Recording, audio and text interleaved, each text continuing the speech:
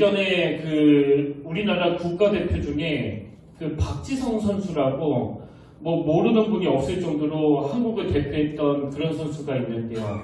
이 박지성 선수가 쓴 책 중에서 더 큰 나를 위해 나를 버리다 이런 제목의 책이 있습니다. 이 박지성 선수 하면 뭐 여러분도 잘 아시겠지만 2002년 월드컵 때 그 매발력을 펼쳐서 4강 신화의 완전한 주역으로 그렇게 자리를 잡았고요. 그 이후에 세계 최고 명문팀이라고 하는 맨체스터 유나이티드에서 활약했던 그야말로 아주 대성한 그런 선수인데요. 근데 알려진 바로는 이 박지성 선수가 편발이라는 겁니다. 그래서 90분 내내 그 축구장을 달려야 되는 그 선수 입장에서 이 편박이라는 게 뭐 너무나 불리한 신체 조건 같은데요. 그럼에도 불구하고 이 박지성 선수는 그런 것들을 다 극복해내고 그 산소 탱크라는 병명을 얻을 정도로 그렇게 열정적으로 그 시합에 임했던 선수 아닙니까?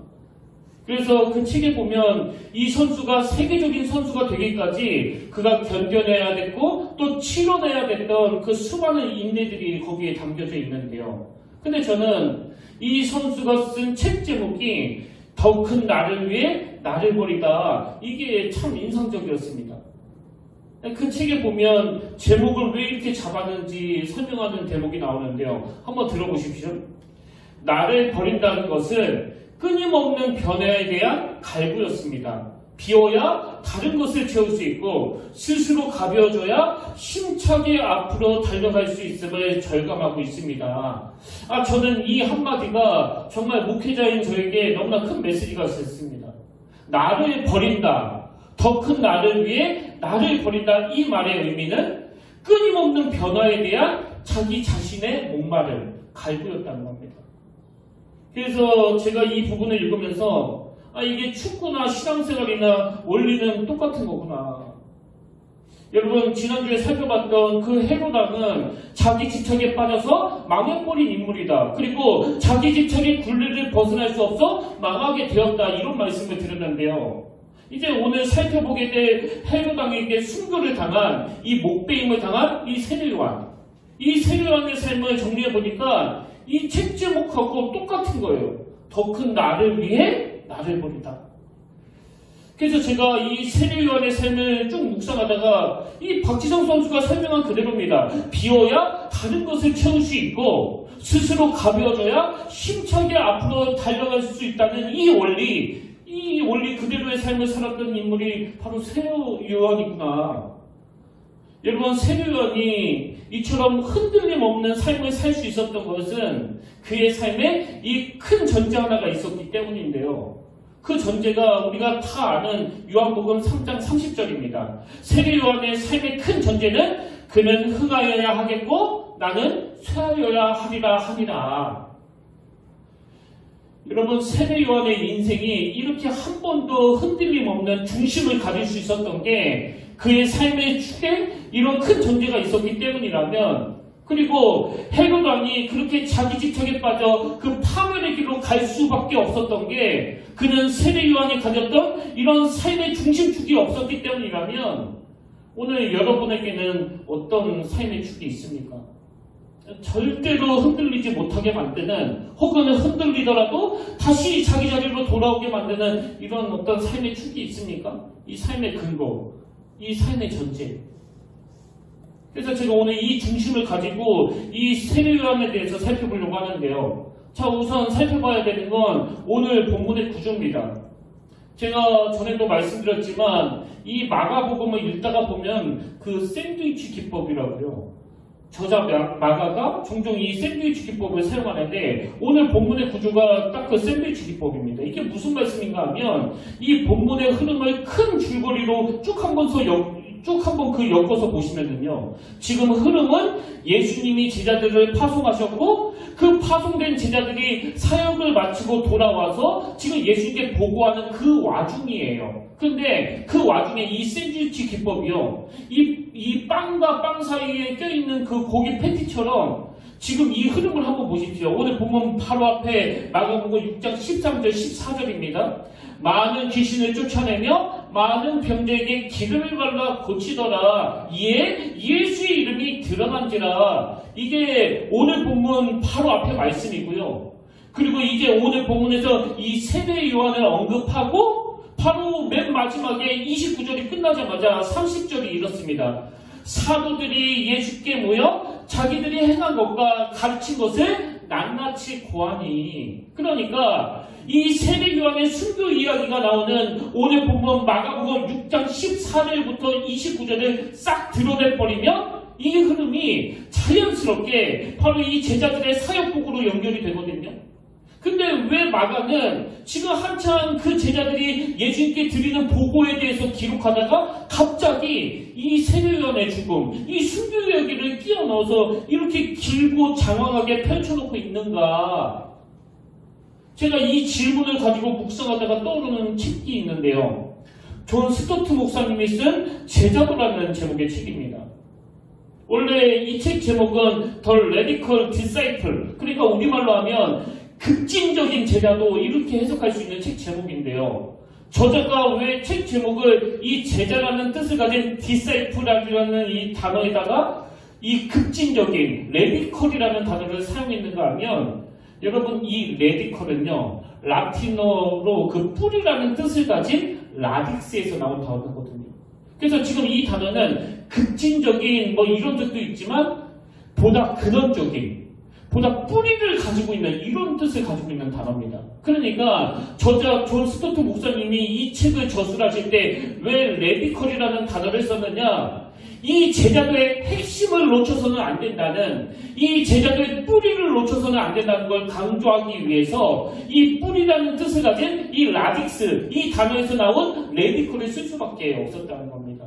그러면서 이걸 쭉 설명하고는 마가복음 4장 5절 6절, 더러는 흙이 얕은 돌밭에 떨어지매 흙이 깊지 아니하므로 곧 싹이 나오나 해가 돋은 후에 타서 뿌리가 없으므로 말랐고, 뿌리가 없으므로 말랐고. 아무리 제자 행세를 하면서 살아도 근원적으로 이 레디컬 디사이플, 뿌리가 없는 제자도는 이건 신용받게 되지 않는다는 그 이야기예요. 여러분, 마가가 지금 왜 이 샌드위치 기법으로 제자들이 예수님께 사역을 보고하는, 그것도 성공적인 사역을 보고하는 그 기록 중간에 이 세례 요한의 순교를 여기에다가 왜 끼워 넣었을까요? 뭘 강조하는 겁니까? 너희들이 이제 세상에 나가 복음을 증거할 때 겉으로 드러나는 사역 열매도 중요하지만 너희들이 앞으로 걸어가야 될 길은 순교도 불사할 만큼 고난의 길이기 때문에 세례 요한에게 있었던 이 뿌리, 그는 흥하여야 하겠고 나는 쇠하여야 하리라라는 이 삶의 중심이 잡혀있지 않으면 너희들이 행하는 그 모든 사역이 주님을 기만하는 일이 될 수 있다는 것을 알려주시기 위해 이 세례 요한의 순교 이야기를 마가가 중간에 집어넣었다는 사실이에요.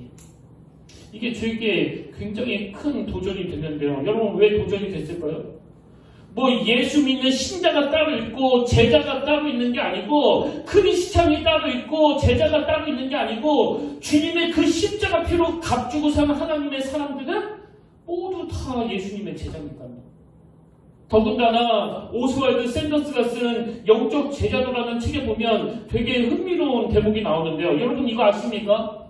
신약 성경에서 이 그리스도인이라는 표현이 딱 3번 나오는 겁니다. 3번. 이게 의외 아닙니까? 이 그리스도인이라는 표현은 신약 성경에 딱 3번 나오고요. 그리고 신자들, 이 표현은 딱 2번밖에 안 나온다는 거예요. 그 대신에 이 제자라는 단어는 무려 269번이나 나온다는 겁니다. 그래서 제가 일반 사전에서 이 제자라는 단어를 찾아보니까요. 일반 사전에서 이 단어를 2가지로 설명하는데, 첫 번째로 이렇게 설명합니다. 스승으로부터 가르침을 받거나 받은 사람. 이렇게 일반론적으로 제자를 설명하고, 그 다음에 2번째로 제자를 이렇게 설명합니다. 예수님의 가르침을 받아 그의 뒤를 따르는 사람. 일반 서적에서 이렇게 설명하는 게 너무나 인상적이었습니다. 여러분, 누가 제자라고요? 예수의 가르침을 받아 그의 길을 따르는 사람. 그럼 왜 성경에서 크리스찬, 이 그리스도인이라는 표현은 딱 2번만 쓰고 또 신자들이라는 표현은 딱 2번만 썼는데 이 제자라는 단어는 무려 269번이나 썼을까요? 여러분 뭘 강조하는 겁니까? 오스왈드 샌더스가 이 부분을 바로 이렇게 설명합니다. 한번 들어보십시오. 제자라는 단어의 뜻은 배우는 자, 학생 이런 뜻이지만 예수님은 그 단순한 단어에 더 깊고 심오한 의미를 부여하셨다. 예수님의 말씀에 근거하면 제자는 곧 그리스도의 가르침을 받아서 그의 가르침을 믿을 뿐 아니라 삶 속에서 실천하는 학생 또는 배우는 자이다. 한마디로 제자는 스승의 관점과 생활 양식을 그대로 본받는 사람이다. 한마디로 제자는 스승의 관점과 생활 양식을 그대로 본받는 사람이다. 다시 말해 배운 대로 따르기 위해 배우는 것이다. 그러기 위해서는 신중한 선택, 확실한 자기 부인, 의지적인 순종이 필요하다. 여러분 신약성경에서 그리스도인이라는 표현은 딱 3번, 그리고 신자들이라는 표현은 딱 2번, 여기에 반해서 제자라는 단어가 무려 269번이나 반복되는 이유를 아시겠습니까? 한 번 은혜받아 예수님을 영접하고 신자가 되는 그것으로 끝나는 것이 아니라 뭐라고 그랬습니까? 한마디로 제자는 스승의 관점과 생활 양식을 그대로 본받는 사람이라고 그러지 않습니까? 그렇기 때문에 우리가 끊임없이 구해야 될 은혜가 뭐예요? 우리가 끊임없이 몸부림쳐야 될 게 뭐겠습니까? 스승의 관점과 생활 양식을 그대로 본받는 것이 바로 제자라고 한다면 주님, 내가 참 스승 되시는 주님을 닮아가길 원합니다. 참 스승 되시는 주님을 증거하길 원합니다. 참 스승 되시는 주님을 뒤따르는 제대로 된 크리스천이 되기를 원합니다. 이거 아니겠습니까? 이런 점에서 저는 세례 요한이 다른 제자들처럼 예수님께 직접 배운 어떤 형식상의 제자는 아니었지만요. 이 세례 요한만큼 이 제자의 삶을 제대로 실천한 인물도 없기 때문에 제자도 하면 바로 이 세례 요한이 떠오른다고 생각하거든요. 그래서 저는 오늘 이 세례 요한의 모습을 보면서 예수 믿는 우리들이 그저 한번 나는 은혜 받았다, 구원 받았다, 그래서 그냥 내 멋대로 살아도 된다가 아니라 정말 주님을 닮아가고자 하는, 정말 그 주님을 제대로 증거하고자 하는 그런 열망을 가진 신자들이 한국교회에 많이 양산이 되기를 원하고 또 우리 평택교회도 그런 성도님들이 모인 교회가 되기를 원하면서 저는 오늘 본문을 중심으로 이 세례 요한의 삶에서 발견되는 주님의 제자들이 꼭 추구해야 되는 한 3가지 목표를 같이 살펴보려고 하는데요. 자, 주님의 제자들이 추구해야 될 그 3가지 목표 중에 첫 번째가 뭐냐? 단순한 삶입니다. 단순한 삶. 제가 마가복음을 읽으면서 굉장히 인상적이라고 생각했던 게요. 이 마가복음은 세례 요한의 등장으로 시작이 되거든요. 자, 보십시오. 마가복음 1장 1절 2절. 하나님의 아들 예수 그리스도의 복음의 시작이라 선지자 이사야의 글에 보라. 내가 내 사자를 내 앞에 보내노니 그가 내 길을 준비하리라. 그리고 나서 그 준비하는 인물로 세례 요한이 등장을 합니다. 3절 4절. 광야에 외치는 자의 소리가 있어 이르되 너희는 주의 길을 준비하라. 그의 오실 길을 곱게 하라. 기록된 것과 같이 세례 요한이 광야에 이르러 죄사함을 받게 하는 회개의 세례를 전파하니. 이렇게 마가복음의 첫 문을 이 세례 요한이 열고 있는데요. 여러분, 세례 요한에게 맡겨진 그 역할은 굉장히 단순합니다. 주의 오실 길을 평탄케 하라. 이런 단순 명료한 역할을 그가 부여받았고, 그리고 세례 요한의 메시지도 엄청 간단해요. 오실 메시아 예수 그리스도가 선포하게 되실 회개하라, 천국이 가까웠느니라. 그리고 여러분, 이 단순한 메시지를 온 천하에 평탄케 하기 위해서 세례 요한이 직접 자기 삶을 통해서 이 간단하고 단순한 삶을 보여주는 거 아닙니까? 마가복음 1장 6절이요. 요한은 낙타털 옷을 입고 허리에 가죽띠를 띠고 메뚜기와 석청을 먹더라. 세례 요한은 중요하지만 너무나 간단한 사명을 부여받았고 너무나 간단한 메시지를 전했고 너무나 단순 명료한 삶을 살았는데, 여러분, 저는 이런 세례 요한의 메시지와 그 삶을 보면서 오늘 뺄셈 이런 제목의 책이 생각나는데요. 이 책의 저자가 한 번은 그 미술을 배운 적이 있었나 봅니다. 그래서 그 미술 선생님을 찾아가서 그림 그리는 걸 좀 가르쳐 주세요 그랬더니 그 선생님이 하는 말이 그러면 지금 수준이 어느 정도 되는지를 알아야 되니까 그 자유 주제로 본인이 원하는 대로 그림을 한번 그려와 보세요. 그래서 이분이 그 선생님을 좀 좋아하기도 하고 또 잘 보이고 싶었겠죠. 일주일 내내 정말 자기의 그 숨은 실력을 보여주려고 막 경치도 좋은 데를 찾아다니고 좋은 물감도 사고 그렇게 일주일 내내 애를 쓰면서 그림을 그렸는데요. 이제 기대감을 가지고 일주일 뒤에 그 선생님을 찾아가서 자기가 그린 그림을 보여줬더니 이런 탄성을 지르더래요. 아이고, 기초부터 다시 배워야 되겠네요. 엄청 칭찬할 줄 알고 기대했는데 이런 이야기를 하니까 얼마나 당황스러웠겠습니까? 그래서 이 저자가 좀 실망이 돼가지고 아니 선생님 제 그림의 문제가 뭐예요 도대체? 그랬더니 그 선생님이 하는 말이 이렇습니다. 당신은 그림에 너무 많은 것을 담으려고 했어요. 뺄셈의 미학을 먼저 배워야겠네요. 세상의 모든 예술은 결국 어떤 것을 얼마나 빼느냐에 달려있거든요. 여러분 제가 왜 세례 요한의 삶을 묵상하다가 이 책의 한 대목이 떠올랐을까요? 사실 그 모든 설교자가 다 그럴 거라고 제가 짐작하지만 여러분 제가 설교 죽수는 날은요 주로 제가 준비한 게 아까워가지고 하나도 빼지 않고 전부 다 인용했을 때예요.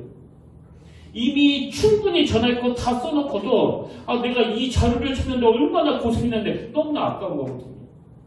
그래서 저는 이제 이 설교가 뭔지 조금은 알 것 같은데 설교 준비를 제대로 하는 건 얼마나 많이 준비했느냐 보다도 얼마나 뺄 거 빼느냐의 문제라는 거. 그렇게 아까워서 다 집어넣은 그 설교는요 항상 제 마음에 늘 후회가 되는 설교인데 이 인간의 본능이 그걸 13년이나 겪으면서도 여전히 그 집착을 못 버리는 게 그게 또 인간 아닙니까? 우리 인생도 마찬가지예요. 결핍이 많아서 비참한 경우는 별로 없습니다. 여러분 그 어르신들이 왜 그 결핍이 많았던 60년대 또 70년대를 그리워합니까? 그 시절을 그리워하는 어른들의 그 마음을 아십니까? 결핍이어서 힘든 인생은 별로 없고요. 전부 다 과잉이에요. 과잉. 절제하지 못해서. 제가 지난주에 헤롯은 자기 집착을 버리지 못해서 망한 사람이라고 그랬는데요. 여러분 이런 사람들의 공통된 특징이 뭐냐? 이 버리지 못하는 걸로 인해서 생기는 그 고뇌. 이게 거의 집착하는 사람들에게서 나타나는 증상 아닙니까? 제가 앞에서 존 스토트 목사님의 제자도라는 책을 인용했는데 그 책의 부제가요. 변함없는 핵심 자질 8가지 이렇게 되어 있습니다.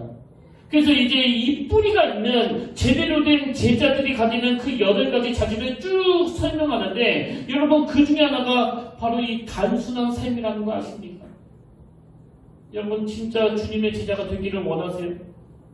여러분이 정말 주님을 영접한 그리스도인이 되기를 원하신다면요. 지금 여러분의 삶 너무나 복잡해요. 지금 여러분의 생각 너무나 많습니다. 여러분을 누가 함부로 힘들게 할 수 있습니까? 그 복잡한 생각이 여러분을 힘들게 하는 거거든요. 근데 그게 헤롯의 모습이라는 거. 여러분 잊으시면 안 됩니다. 세례 요한과 헤롯의 그 결정적인 차이가 있다면 그건 단순한 거예요. 그분은 흥해야 되겠고 나는 초래해줘도 괜찮다. 여기에 복잡한 게 뭐가 있습니까?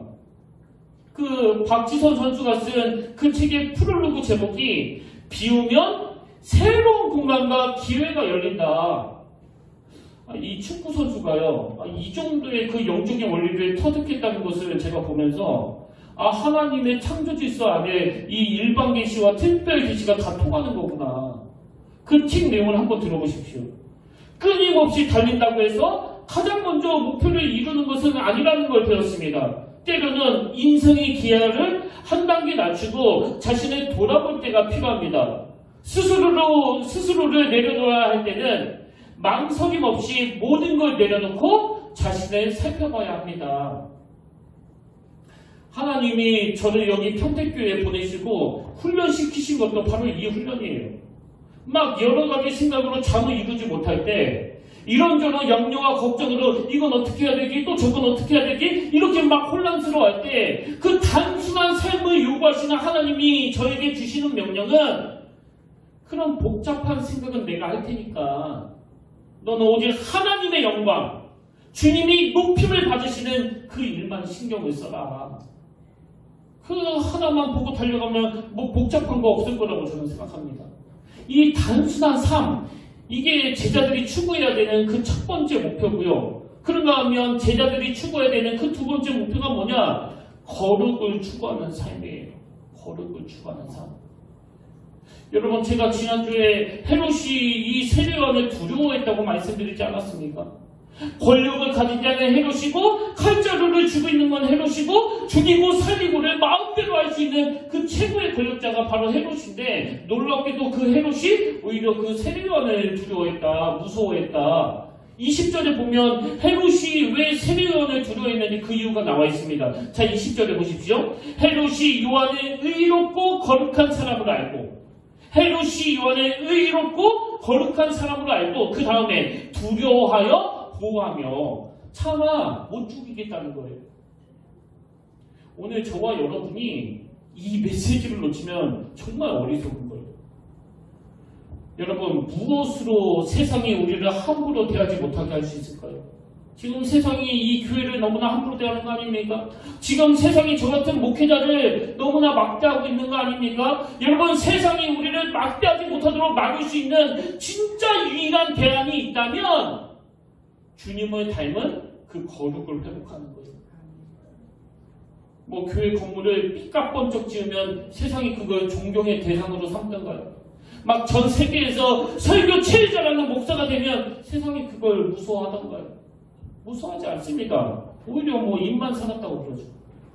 오늘 우리에게 진짜 세상이 우리를 함부로 대하지 못하게 만들고 싶은 그런 열망이 있다면 여러분, 거룩을 추구하십시오. 그분의 거룩을 닮아가는 그 일에 모든 것을 다 거십시오. 헤롯이 요한을 의롭고 거룩한 사람으로 알고 두려워하여 보호하며. 여러분, 혹시 이거 아십니까? 세례 요한은요, 그 복음을 전하다가 참수당한 게 아니고요, 부도덕한 헤롯 왕의 삶을 지적하다가 그 목숨을 잃었습니다.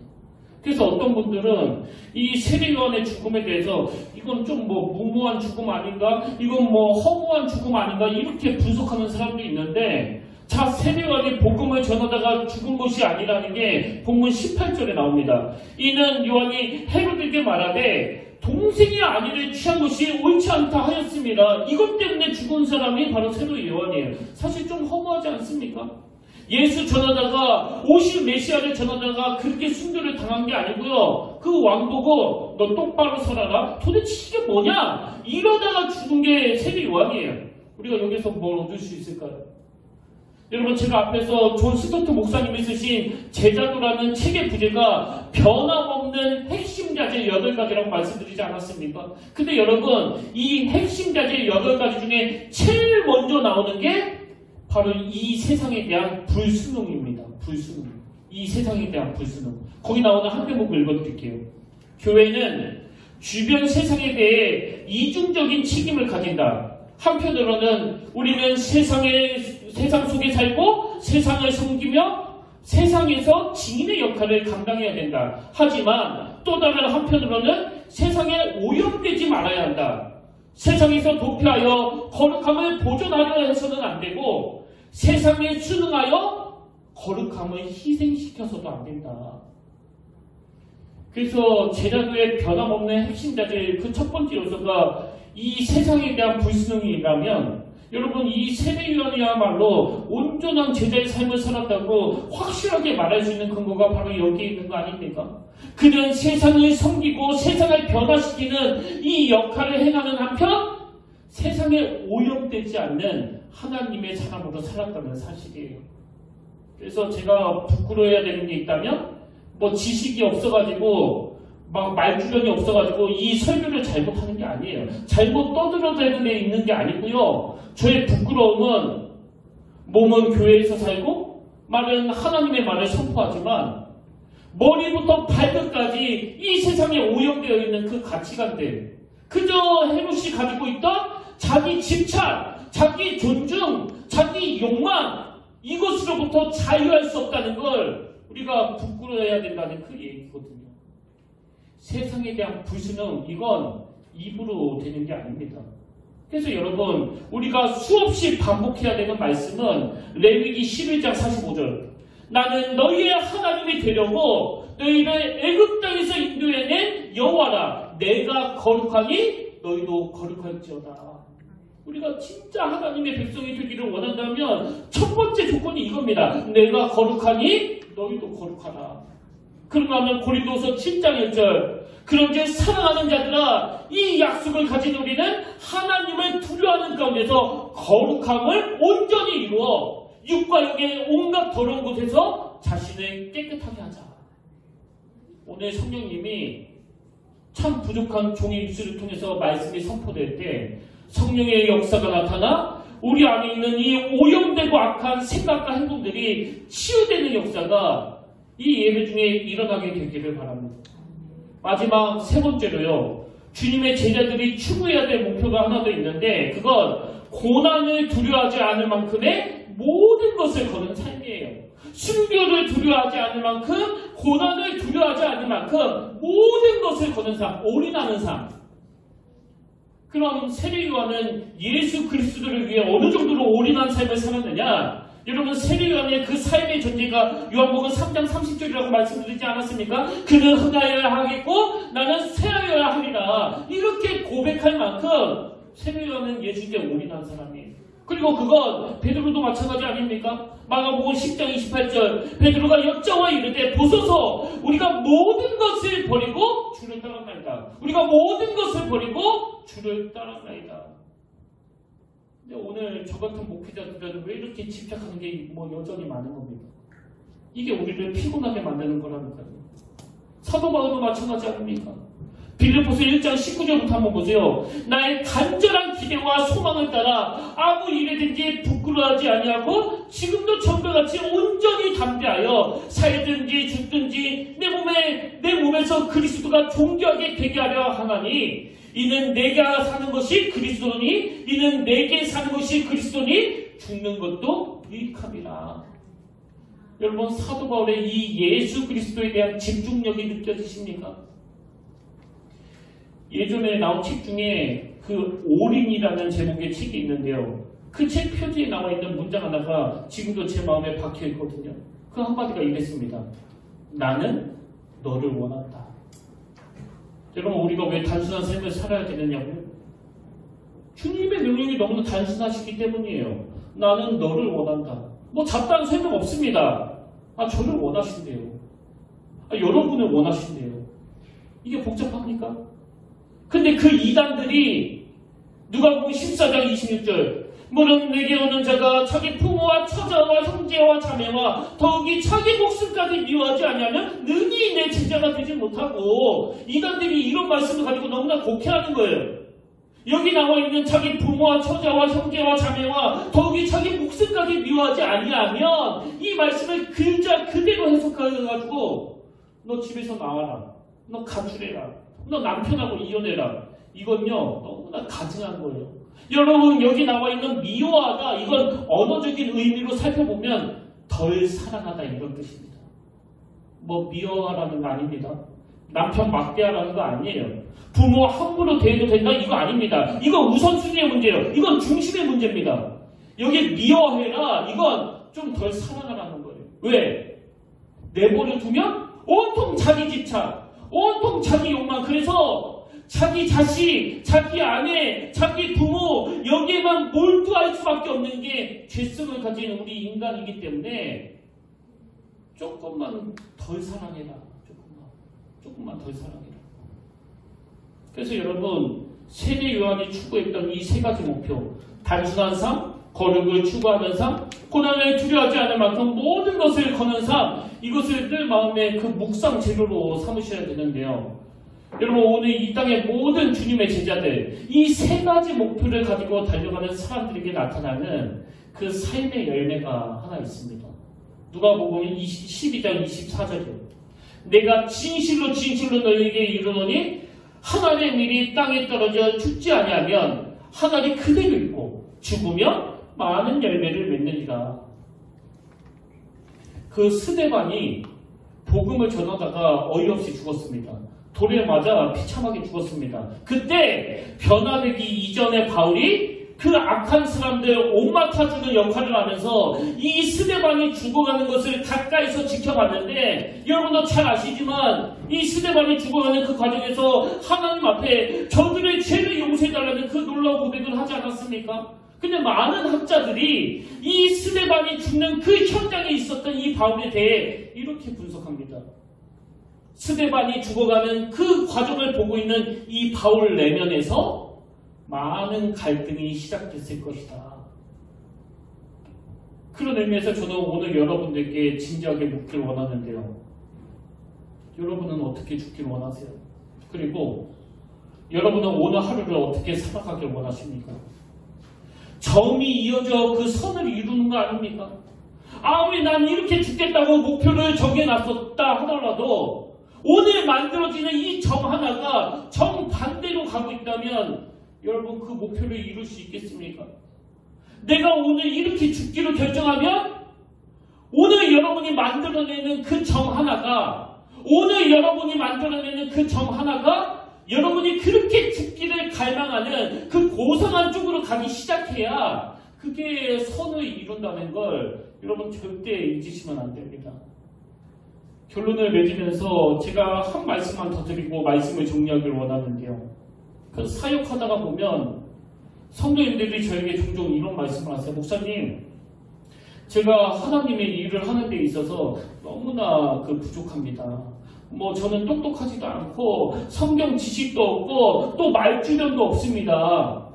그리고 심지어 어떤 분은요, 목사님 나는 절대로 못합니다. 성경 지식이 많은 목사님이 하세요. 차라리 성령을 뜨겁게 체험한 그 권사님 시키세요. 이렇게 미루는 것도 제가 봤거든요. 근데 여러분, 그 교통사고가 났을 때 그 목격자의 조건이 다른 게 아니잖아요. 현수막에다가 그 목격자 중에 무슨 대졸 이상만 신고하세요. 목격자 중에 똑똑하고 열정적이고 잘생긴 사람만 신고하세요. 이런 거 없습니다. 그냥 받느냐 못 받느냐 그것만 물어보는 거 아닙니까? 그렇기 때문에 하나님을 경험하고 만났으면 우리는 누구나 그 증인이 될 수 있고 누구나 전도자가 될 수 있습니다. 우리가 다 주님의 사도예요. 주님의 제자들이에요. 그 마가복음 6장에 나오는 그 제자들처럼 그 주님으로부터 이 세상을 향해 그 보내심을 받은 사람들입니다. 오늘 저와 여러분이 하나님을 증거하고 섬기는 데 있어서 우리의 부족함은 전혀 문제가 되지 않는다는 사실을 기억하시고, 정말 신용이라도 하나님 앞에 그냥 썩어지는 그 미랄이 아니라 많은 열매를 맺는 하나님의 미랄이 되기를 바랍니다. 강당에서 그냥 입만 살아서 떠드는 목사가 아니라, 교회에서만 거룩하고 신실한 크리스찬이 아니라 정말 스데반처럼 이 세례요한처럼 주님을 목격한 증인이 되어 그 죽음의 공포, 고난의 두려움 정도는 기꺼이 극복해내는 그런 삶을 살기를 원하신다면 오늘 여러분, 이 점 하나로 시작되는 저와 여러분의 삶이 그런 고상한 죽음을 향할 수 있는 그 제자의 삶이 되기를 주님의 이름으로 축복합니다. 그래서 저는 오늘 이 찬양, 그 일제 강점기 때 그 연약한 여성의 몸으로 신사참배 문제로 투옥이 되어 단순한 삶, 거룩을 추구하는 삶, 고난을 두려워하지 않는 만큼 모든 것을 거는 삶의 본을 보여주신 이 안희숙 여사가 만든 이 찬양을 함께 부르길 원하는데요. 가사를 그대로 한번 묵상해서 들어보세요. 내일일은 난 몰라요. 하루하루 살아요. 불행이나 유행함도 내 뜻대로 못해요. 여러분 이 찬양 부르시면서 한번 이렇게 질문해 보세요. 오늘 내가 만들어내는 점 하나는 과연 어디를 향하고 있는가? 오늘 내 삶에는 절대 포기할 수 없게 만드는 제자로서의 어떤 삶의 목표가 있는가? 여러분 정말 잘 죽기를 원하세요? 그렇다면 오늘 하루 여러분이 만들어내는 그 점 하나가 주님이 원하시는 쪽으로 만들어지기를 간절히 소원하시길 바랍니다. 우리 이 찬양 같이 부르실 동안에 성령님이 우리 안에 그 뜨거운 열정을 다시 회복시켜 주시는 그 은혜 자리로 인도해 주시길 원합니다. 우리 함께 찬양하시겠습니다.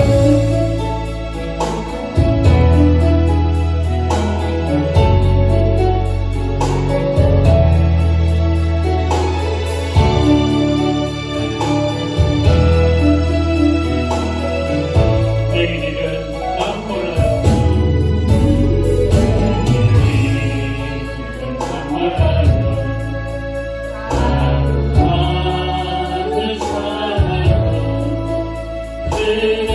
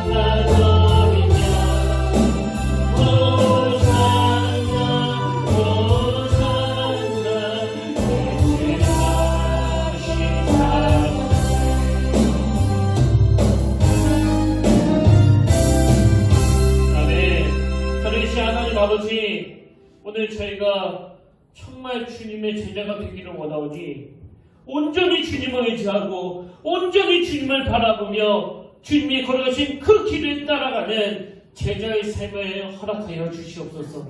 하나님, 이 악하고 더러운 세상의 영향을 받아 우리가 더럽혀지는 것이 아니라 오늘 하나님의 거룩으로 무장한 우리들이 밟는 그곳이 거룩한 땅이 되게 하시고 오늘 우리가 만나고 우리가 접촉하는 그 모든 사람들이 우리로 말미암아 깨끗해지도록 하나님의 능력을 저희들에게 허락하여 주시옵소서. 그러나 하나님 아버지, 오늘 맥주감사주의 그 베푸신 은혜와 또 베푸실 은혜를 사모하며 주님께 예물을 올려드립니다. 이 예물이 하나님의 마음이 머무는 그곳에 쓰여지게 하시고 하나님의 마음을 전하는 도구가 되게 하여 주시옵소서. 그 사랑의 고백이, 그 사랑의 정신이 우리 평택교회를 통해서 이곳저곳에 번져나가도록 하나님 친히 간섭하여 주시옵소서. 그 은혜로 함께 하실 줄 믿사오며 이 모든 말씀 거룩하신 예수의 이름으로 간절히 기도드립니다. 아멘. 이제 우리 다 자리에서 일어나셔서 파송찬양으로 모든 민족과 방언들 가운데 수많은 주백성 모양대 우리를 자녀 삼아주시고 또 제자 삼아주신 그 주님께 감사하며 감격하며 또 결단하며 이 찬양 올려드리기를 원합니다. 모든 민족과 방언들 가운데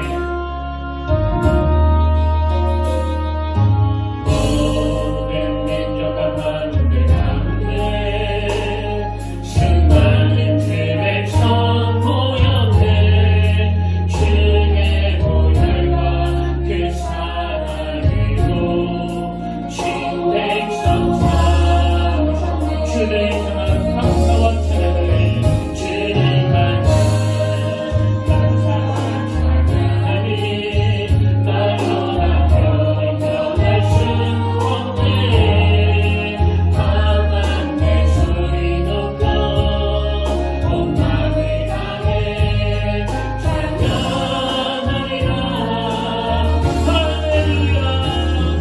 할렐루야, 할렐루야, 할렐루야,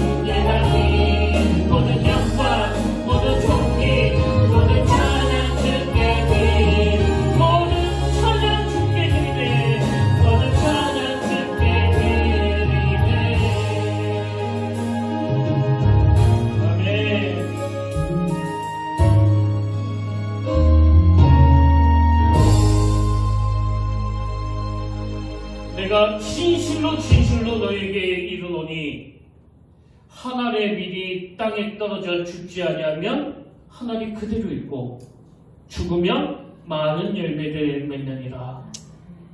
우리 주님의 삶을 한마디로 요약할 수 있다면 바로 이 말씀으로 요약이 되는 줄로 믿습니다.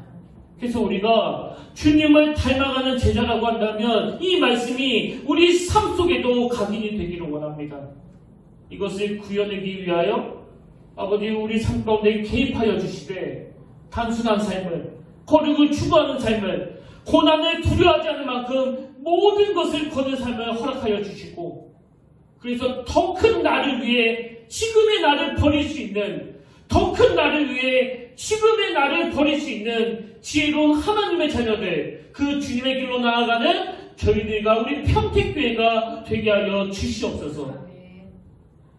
이제는 우리 주 예수 그리스도의 은혜와 하나님 아버지의 탐없는 사랑과 성령님의 감동, 감화, 위로 교통 충만하심의 역사가 오늘 주신 말씀 마음에 담고 심어도 제자의 삶을 살아가기로 다짐하며 예배하는 모든 주의 자녀들 머리 위에 지금부터 영원토록 함께 하시기를 간절히 축원하옵나이다. 아멘.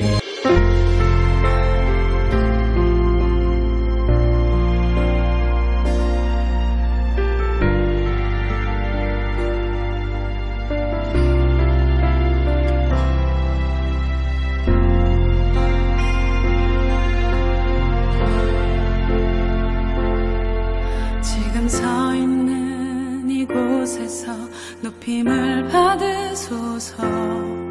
내가 밟는 땅 주님의 땅이니 하늘